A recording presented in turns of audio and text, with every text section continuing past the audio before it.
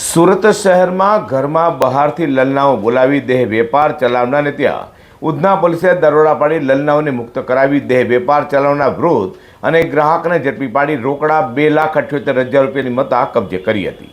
તો વૃદ્ધના મોબાઈલમાંથી દેહ વેપારમાં સંકળાયેલી સ્ત્રીઓના ફોટા પણ મળી આવ્યા હતા. Surat police commissioner Anupamsinh Gehlot, special police commissioner sector 1 Vamak Jamir, DCP zone 2 doctor Kanan Desai, in-charge ACP CVM જાડેજાના માર્ગદર્શન હેઠળ ઉધના પીઆઈ SN દેસાઈ અને second PI JS Jamren team, PSI MK Israni અને PSI એચ પટેલના માર્ગદર્શન હેઠળ પેટ્રોલિંગ હતી.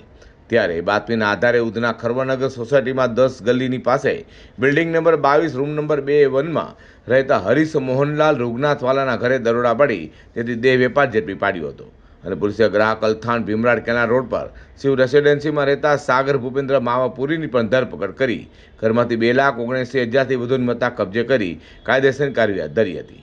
જ્યારે એક લલ્લાને ત્યાંથી મુક્ત કરાવી હતી. તો પોલીસે વૃદ્ધના મોબાઈલ ફોનની તપાસ કરતા અલગ અલગ સ્ત્રીઓના ફોટા મળી આવ્યા હતા.